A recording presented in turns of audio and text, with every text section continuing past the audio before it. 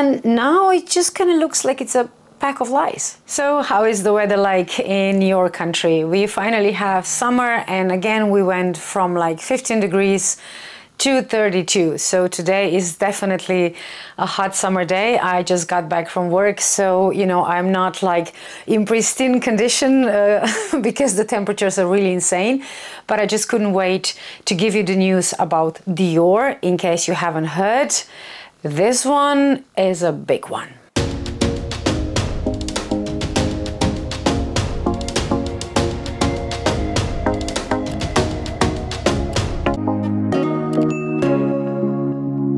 Hi guys, and welcome to another fashion chat video. So the Chanel news about why Virginie might have left has not settled yet, and another bomb concerning Dior has just hit Europe. In case you don't know, there is an actual police investigation of certain factories connected to Dior in Italy that is about workers' exploitation. Now, we have to be very clear from the start, this is not Dior as Dior company. This is a company they kind of use, it's like a contractor or something, and they have been using foreign, apparently Chinese workers who were forced to work like 24 hours a day. They were sleeping in their workplace, so their basic rights were definitely violated, and this is what Italian police is now investigating. And even though it's not directly connected with Dior, they are making Dior items in this specific facility. We don't know if they're making bags or shoes or belts, but it's definitely accessories, because as you can see from this video, it's mostly leather items.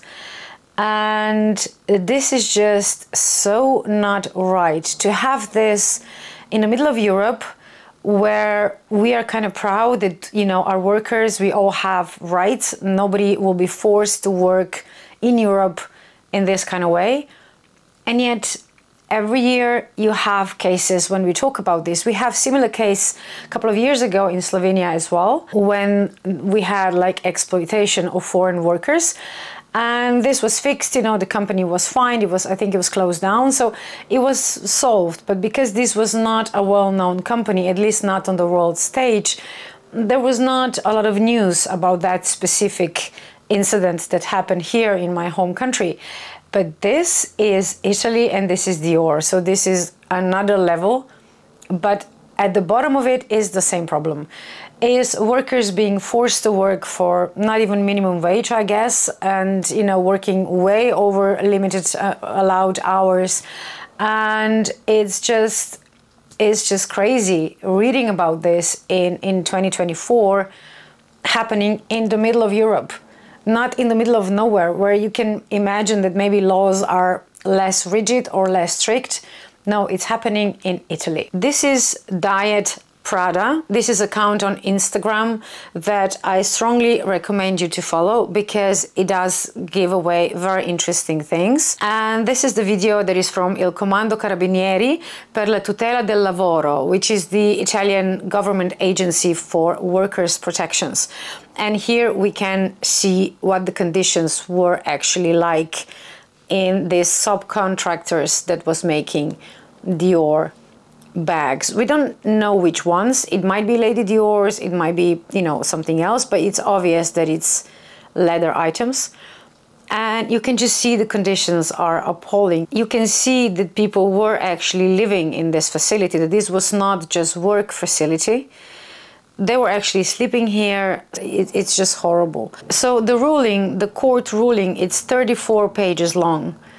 And it actually says that that was the reason manpower was available 24 hours a day. And as if this isn't enough, electricity consumption showed that there was actually seamless day-night production cycles, including during holidays. Also, there were a lot of safety issues. There were like safety devices have been removed from certain machinery, which is also dangerous, not just against the law, but definitely dangerous. And now we come to the news that it shouldn't be a surprise to us who are buying designer items. I'm pretty sure we all know that we are paying a hefty chunk of the price for the name.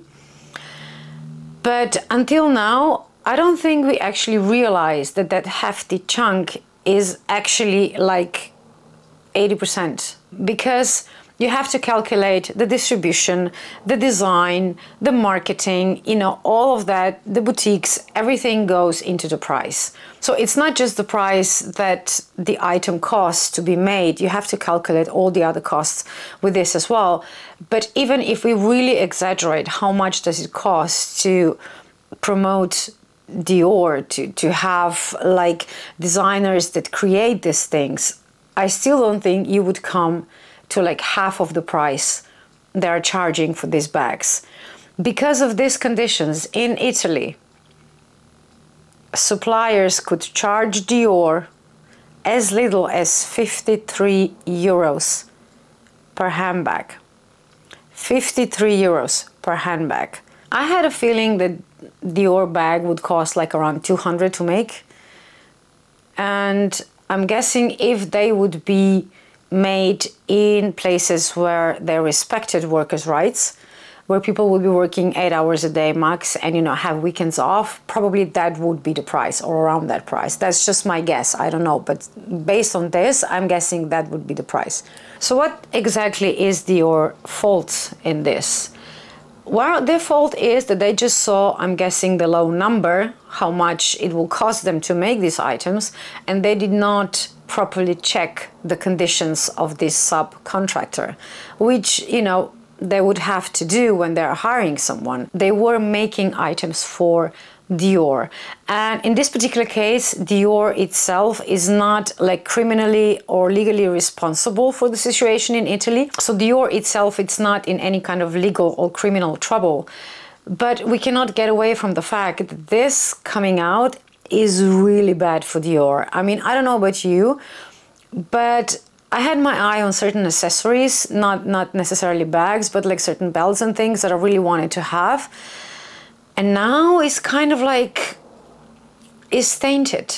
And it's not just because of this price revelation, it's because that they were so greedy, they didn't even want to bother checking all the facilities making their items if they're up to standards and up to laws. Milan prosecutors emphasize that Dior itself faces no criminal probe. But again, you know, in the eyes of the public, I think they will be judged. I think they have been judged already because of this. So Dior falls under LVMH.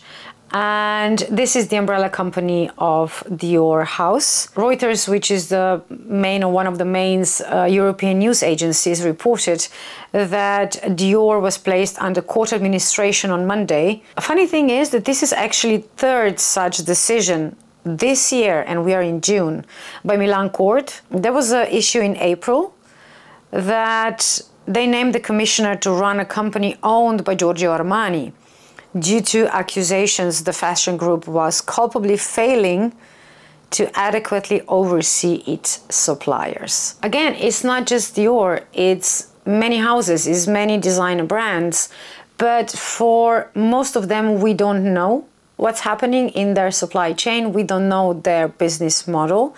We assume, because they're very vocal about how they're going to fight for rights and how they're, you know, concerned about the environment and all that. You kind of think if they say that, they at least try to act in that direction, if not necessarily follow it 100%. And now it just kind of looks like it's a pack of lies. The court said in a copy of Monday's decision, that was also seen by Reuters, that prosecutors alleged that the violation of rules was not a one-off among fashion companies that have manufacturing capacity in Italy, but actually systematic. Now, this is the sentence. To me, it says it all. I hope Italy will crack down on these slave houses, because this is not a worker. This is a completely different scenario. And I hope they will name all of the brands who are actually using these subcontractors. Italy is home to so many small manufacturers that it actually covers 50 to 55% of luxury goods product market globally. 50 to 55% globally of luxury goods market is made in Italy. That's production of parts. That doesn't mean that the whole bag is like assembled there, but like whatever they are doing in Italy, it's mostly leather, 50 to 55%. This is just insane. And now we already have a couple of companies that we know are using not proper workers' conditions and practices. So, you know, if there are some of them, I'm pretty sure there's going to be more. I'm pretty sure there's going to be more companies that, you know, the local authorities will name that they are using the same practices and the same subcontractors. If we come back to specifically Dior, Dior investigation was focused on 4 small suppliers who together employed 32 staff. That was in the outskirts of Milan. And 2 of those 32 were immigrants in the country illegally, while another 7 worked without proper papers, without proper documentation. So that's 9 out of 32. And there was just 4 suppliers. And there are hundreds, if not thousands, in Italy. I just found another information concerning the cost of the bags that were being made in these specific facilities in the outskirts of Milan. Subcontractor charged Dior around 53 euros to make this bag. And they found the code under which these bags are made, because obviously when Dior, you know, has their bags made, it doesn't say Lady Dior on the, you know, invoice, it's just specific code. And the bag that was actually later sold in boutiques under this code, Dior retailed in shops for 2,600 euros. 53 euros to make the bag, add a couple of hundred maybe for, like, you know, all the distribution, promotion and all of that, and then, you know, add a portion of designer paycheck to create that kind of bag, and you're still not even in the vicinity of 2,900 euros. I think we have a lot to think about. I think this news should not just be news. This should really be something for us to think about.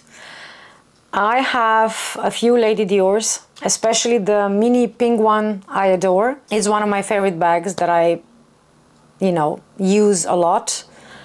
And I know I will still be using it because I love this bag, but not right now. I think I need this news to settle in my brain, to kind of try to separate the greedy people at the company and the creative, brilliant people who design these beautiful items made from these beautiful materials that we all want to own and cherish and use, and try to separate the two for a while. But to be honest, I'm not sure I can. But, you know, Dior is definitely one of my favorite brands, and I feel personally sad about this news, that they care so little what's happening to someone who's working on their bags. I think this kind of changes the way I see the brand itself. What do you think? What has this news changed for you regarding Dior and, you know, designer items in general? I don't know, just, you know, write your thoughts below. And of course, as usual, have a great day, and I'll see you in the next video.